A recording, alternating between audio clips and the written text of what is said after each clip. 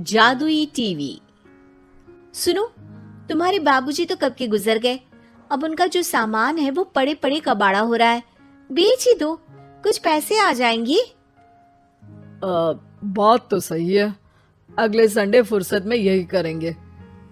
अगले संडे रोहित सारा सामान कबाड़ी को घर बुला के दे देता है। तभी उसकी नजर बाबूजी की पुरानी टीवी पर जाती है, जो इतने सालों तक कूड़े में पड़ी थी, फिर भी चमचमा रही थी। टीवी तो देखो, जैसे एकदम नई हो। हाँ, बाबूजी को टीवी देखना बहुत पसंद था। उनका सपना था कि वो टीवी पे आए। एक बार मौका भी था जब वो अपने गांव के गाने सुनाने किसी चैनल पर जाने वाले थे, पर मैं और मेरा भाई लड़ पड़े और बाबूजी को घर पर ही रुकना पड़ा। चला के देखें क्या? हाँ हाँ, क्यों नहीं, देख लेते हैं। पर शायद ही चले। बाबूजी ने उस लड़ाई के दिन के बाद टीवी देखना ही छोड़ दिया था। टीवी चालू करने के लिए उसमें केबल वायर लगा दिया जाता है। एक न्यूज चैनल चालू हो जाती है। स्वर्ग की सीढ़ी के रास्ते हैं तीन, तीनों के तीन रास्ते हैं संगीन। पहला रास्ता है सांप की बीन, दूसरा रास्ता घर में बिछा कालीन, तीसरा रास्ता कलकत्ता से चीन। ये क्या बकवास खबर है, कुछ अच्छा लगा दो। अरे आप बोलो तो सही, कोई अच्छी खबर सुना देता हूँ। मेरा तो काम ही खबर देना है।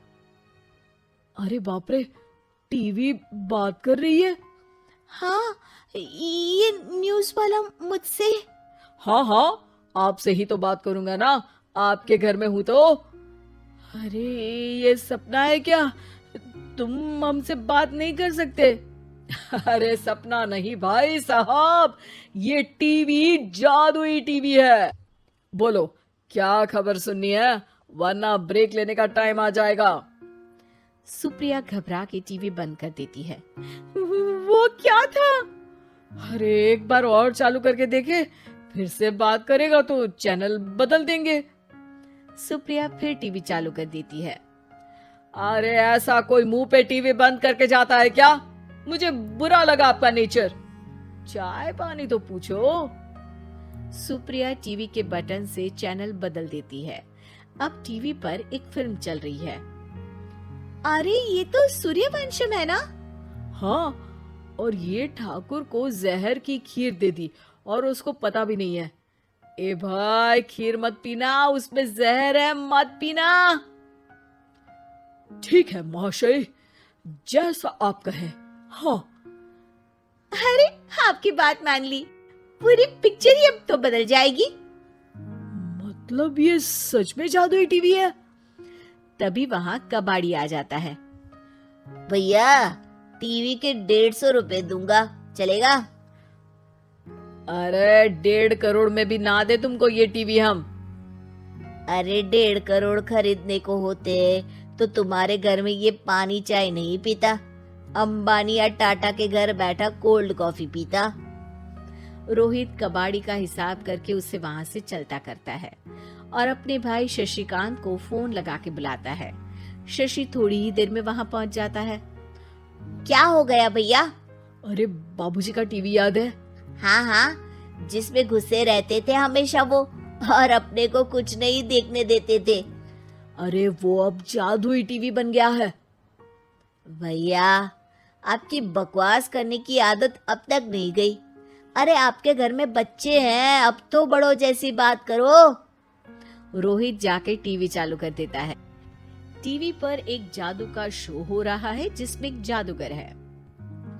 अब मैं अपनी टोपी में से कबूतर निकालूंगा। श्रिंग ब्रिंग शरिंग बम फपा फुफी फुफा बाउ।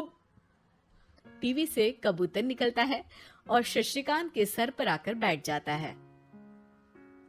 भैया, ये क्या हो रहा है? भैया इसे उड़ाओ।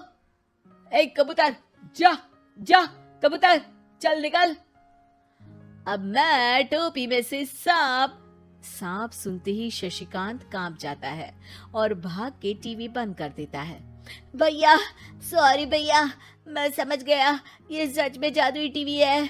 पर एक बार और ट्राई करते हैं। पर भाभी कोई दूसरा चैनल लगाओ हाँ, जिसमें डर ना लगे।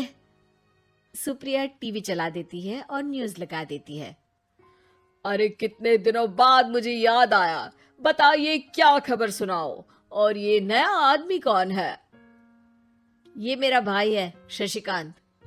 ओह यस, वही है ना जिससे तुम लड़ लिए थे किसी बात पे, और तुम्हारे बुढ़ाओ पिताजी गुस्सा हो गए थे और टीवी को संन्यास दे दिया था। हैं? तुमको कैसे पता ये सब? इस टीवी में रहने वाले आदमी से लेकर कबूतर तक को तुम्हारे बाबूजी और तुम्हारी बातें पता है, इसलिए तो ये जादुई टीवी है। ये टीवी क्या कर सकती है वैसे? तुम जो मांगो दे सकती है। कहानी बदल सकते हो, खबर बदल सकते हो, कोई चीज मांग सकते हो। अरे भैया, ये टीवी मैं लेके जा रहा हूँ। बाबूजी का लाडला तो मैं ही था ना। अरे ऐसे कैसे? मैं बड़ा बेटा था, अब तक मेरे घर में टीवी थी ना। अब तक कहाँ गए थे पिताजी के लाडले? तुम्हारी गलती का एहसास भी है। अरे भैया ज्यादा ना बोलो वरना भूल गए, आपके दांत तोड़ दिए थे मैंने उस लड़ाई में। मेरी बीवी के सामने मेरी बेइज्जती करता है। रुक। दोनों भाई हाथापाई पे उतर जाते हैं। रुक, बताता हूँ तुझे कि कौन बड़ा है। अरे छोटे का दम तो देख लीजिए आप। ये खबर आपके बाबूजी को देता हूँ। तभी टीवी अचानक बंद हो जाता है। अरे शायद टीवी नाराज हो गया। और लड़ लो, आए बड़े खली बनने। टीवी से एक तेज रोशनी निकलती है और टीवी में बाबूजी दिखाई देते हैं। बाबूजी आप? इतना चकरा क्यों रहा है? अपने बाप को नहीं पहचानता क्या? ये तो ऐसा ही है बाबूजी। प्रणाम बाबूजी। अरे चुप कर, तुम दोनों ही उल्टे हो। तुम्हारी वजह से मैंने टीवी में आने के सपने को छोड़ दिया, तुम्हारी लड़ाई की वजह से। और तो और, जितना मैं अपनी बीवी को नहीं देखता था उतना टीवी को देखता था, वो भी छोड़ दिया तुम दोनों की लड़ाई की वजह से। और अब मरने के बाद जब मैंने टीवी को जादुई टीवी बना दिया तो भी तुम इसका फल लेने की जगह लड़ रहे हो। अरे तुम तो लायक ही नहीं हो। अब तुमको बाबा जी का ठुल्लू भी नहीं मिलेगा। बाबूजी चले जाते हैं। टीवी बंद हो जाता है। रोहित और शशिकांत गिड़गिड़ा के टीवी के सामने हाथ जोड़ के बाबूजी को बुलाते हैं, पर टीवी सिर्फ धुआं निकालता रहता है।